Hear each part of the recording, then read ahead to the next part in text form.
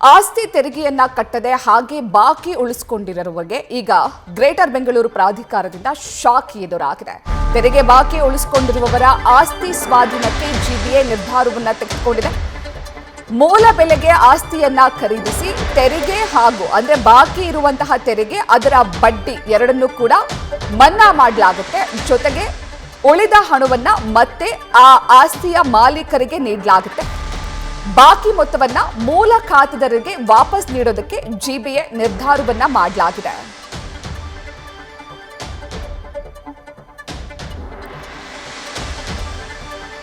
ಸದ್ಯ ಬೆಂಗಳೂರಿನಲ್ಲಿ ಇರುವಂತವರು ಜಾಗದ ಮಾಲೀಕರು ಆಸ್ತಿ ತೆರಿಗೆಯನ್ನ ನೀಡದೆ ಜಿಬಿಎಗೆ ವಂಚಿಸ್ತಾ ಇರುವವರಿಗೆ ಈಗ ಜಿಬಿಎಯಿಂದ ಶಾಕ್ ಎದುರಾಗಿದೆ. ಆಸ್ತಿ ತೆರಿಗೆಯನ್ನ ಕಟ್ಟದೆ ಇರುವಂತವರ ಆಸ್ತಿಯನ್ನ ಸ್ವಾಧೀನಕ್ಕೆ ತೆಗೆದುಕೊಳ್ಳೋದಕ್ಕೆ ಜಿಬಿಎ ನಿರ್ಧಾರವನ್ನ ಮಾಡಿದೆ. ಮೂಲ ಬೆಲೆಗೆ ಆ ಜಾಗವನ್ನ ಖರೀದಿಸಿ ಆ ಹಣದಲ್ಲಿ ಆ ಆಸ್ತಿ ತೆರಿಗೆ ಬಾಕಿ ಹಣ ಏನಿದೆಯಲ್ಲ ಅದು ಹಾಗೂ ಆ ಆಸ್ತಿ ತೆರಿಗೆಯ ಬಡ್ಡಿ ಹಣ ಎರಡನ್ನೂ ಕೂಡ ಮನ್ನಾ ಮಾಡಿ ಉಳಿದ ಹಣವನ್ನ ಮತ್ತೆ ಮೂಲ ಮಾಲೀಕರಿಗೆ ನೀಡೋದಕ್ಕೆ ಜಿಬಿಎ ನಿರ್ಧಾರವನ್ನ ಮಾಡಿದೆ. ಈ ಬಗ್ಗೆ ಹೆಚ್ಚಿನ ಮಾಹಿತಿಯನ್ನ ನೀಡ್ತಾರೆ ನಮ್ಮ ಪ್ರತಿನಿಧಿ ಭರತ್ ಕೃಷ್ಣಪ್ಪ. ಭರತ್, ಜಿಬಿಎ ಹೊಸ ನಿರ್ಧಾರವನ್ನ ತೆಗೆದುಕೊಂಡಿದೆ. ಆಸ್ತಿ ತೆರಿಗೆಯನ್ನ ಕಟ್ಟದೆ ಕಳ್ಳಾಟವಾಡ್ತಿರೋರಿಗೆ ಸದ್ಯಕ್ಕೆ ಇದರಿಂದ ಶಾಕ್ ಎದುರಾಗಿದೆ. ಈಗ ಆಸ್ತಿ ಹೊಂದಿರುವವರು ಅವರ ಯಾವುದೇ ಸಮ್ಮತಿ ಇಲ್ಲದೆ ಅವರ ಆಸ್ತಿಯನ್ನ ಜಿಬಿಎ ಸ್ವಾಧೀನಕ್ಕೆ ತೆಗೆದುಕೊಳ್ಳಬಹುದಾ?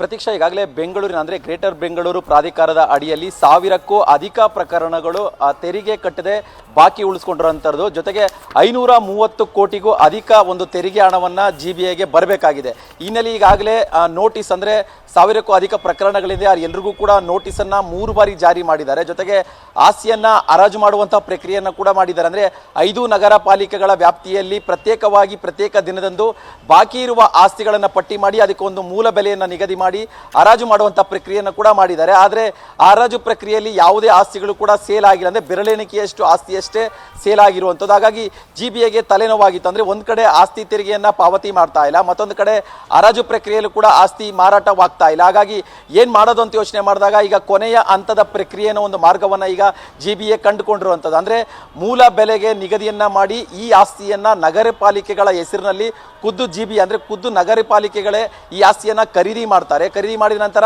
ಈ ಆಸ್ತಿ ಮಾಲೀಕರಿಂದ ಎಷ್ಟು ತೆರಿಗೆ ಬಾಕಿ ಇದೆ ಅದನ್ನ ಜೊತೆಗೆ ಬಡ್ಡಿಯನ್ನು ಸೇರಿಸಿ ಎರಡು ಹಣವನ್ನು ಕಟ್ ಮಾಡ್ಕೊಳ್ತಾರೆ. ಜೊತೆಗೆ ಎಷ್ಟು ಬಾಕಿ ಉಳಿಯುತ್ತೋ ಆ ಹಣವನ್ನು ಮೂಲ ಆಸ್ತಿದಾರರಿಗೆ ಮರುಪಾವತಿ ಮಾಡುವಂಥ ಕೆಲಸವನ್ನು ಮಾಡ್ತಾರೆ. ತದನಂತರ ಆಸ್ತಿಯ ಒಂದು ವರ್ಗಾವಣೆ ಅಂದರೆ ನೋಂದಣಿ ಕೂಡ ನಗರ ಪಾಲಿಕೆಯ ಹೆಸರಿಗೆ ಆಗುತ್ತೆ. ಹಾಗಾಗಿ ಒಟ್ಟಾರೆ ಏನು ತೆರಿಗೆ ವಂಚನೆ ಮಾಡಿ ಅಥವಾ ತೆರಿಗೆಯನ್ನು ಬಾಕಿ ಉಳಿಸ್ಕೊಂಡಿರುವಂಥವರ ಒಂದು ಆಸ್ತಿಯನ್ನು ನಗರ ಪಾಲಿಕೆ ವಶಕ್ಕೆ ಪಡೆದುಕೊಳ್ಳುತ್ತೆ. ಜೊತೆಗೆ ನಗರ ಪಾಲಿಕೆಯ ಹೆಸರಿನಲ್ಲಿ ನೋಂದಣಿ ಆಗುತ್ತೆ. ಅದಾದ ನಂತರ ನಗರ ಪಾಲಿಕೆಯವರು ಆ ಆಸ್ತಿಯನ್ನು ಏನು ಬೇಕಾದ್ರೆ ಮಾಡ್ಕೋಬಹುದು. ಅಂದರೆ ಅವರ ಒಂದು ವೈಯಕ್ತಿಕವಾಗಿ ಕಚೇರಿಯನ್ನಾಗಿ ಬಳಕೆ ಮಾಡ್ಕೋಬಹುದು ಅಥವಾ ಕಮರ್ಷಿಯಲ್ ಆಗಿ ಕನ್ವರ್ಟ್ ಮಾಡ್ಕೋಬಹುದು. ಈ ರೀತಿಯಾದ ಒಂದು ಪ್ರಕ್ರಿಯೆ ಮಾಡೋದಕ್ಕೆ ಈಗ ಜಿಬಿಎ ಮುಂದಾಗಿದೆ. ಸದ್ಯ ಈಗ ಅಂತಿಮವಾದ ಒಂದು ಪ್ರಕಟಣೆಯನ್ನು ಕೊಟ್ಟಿದೆ. ಅಂದರೆ ಬಾಕಿ ಉಳಿಸ್ಕೊಂಡಿರುವಂತಹ ತೆರಿಗೆದಾರರಿಗೆ ಅಂತಿಮವಾದ ಒಂದು ವಾರ್ನಿಂಗ್ ಅಂತಲೇ ಹೇಳ್ಬೋದು. ಇದು ಈ ವಾರ್ನಿಂಗ್ ಒಳಗಡೆ ಅವರೇನಾದರೂ ಬಾಕಿ ಉಳಿಸ್ಕೊಂಡಿರೋ ತೆರಿಗೆಯನ್ನು ನೀವು ಪಾವತಿ ಮಾಡದೆ ಹೋದರೆ ನಾವು ಕೊನೆಯ ಅಸ್ತ್ರವಾಗಿ ತಾವೇ ಅಂದರೆ ಹರಾಜು ಏನಲ್ಲಿ ಬೇರೆಯವರು ತಗೊಳ್ತಾ ಇಲ್ಲ ಅದನ್ನು ನಗರ ಪಾಲಿಕೆಗಳೇ ಮೂಲ ಬೆಲೆಗೆ ನಿಗದಿ ಮಾಡಿರುವಂಥ ಬೆಲೆಗೆ ಆಸ್ತಿಯನ್ನು ಖರೀದಿ ಮಾಡಿ ಅದನ್ನು ನಾವು ತೆರಿಗೆಯನ್ನು ಪಾವತಿ ಮಾಡ್ಕೊಳ್ತೀವಿ ಅನ್ನೋ ಒಂದು ಎಚ್ಚರಿಕೆಯನ್ನು ಕೂಡ ಈಗ ಕೊಟ್ಟಿರುವಂಥದ್ದು. ಪ್ರತೀಕ್ಷಾ, ಥ್ಯಾಂಕ್ ಯು ಬರೋ ಡೀಟೇಲ್ಸ್ಗೆ. ನ್ಯೂಸ್ ಫಸ್ಟ್ ನಿರ್ಭೀತಿಯಿಂದ ನಿಮ್ಮ ಪರವಾಗಿ.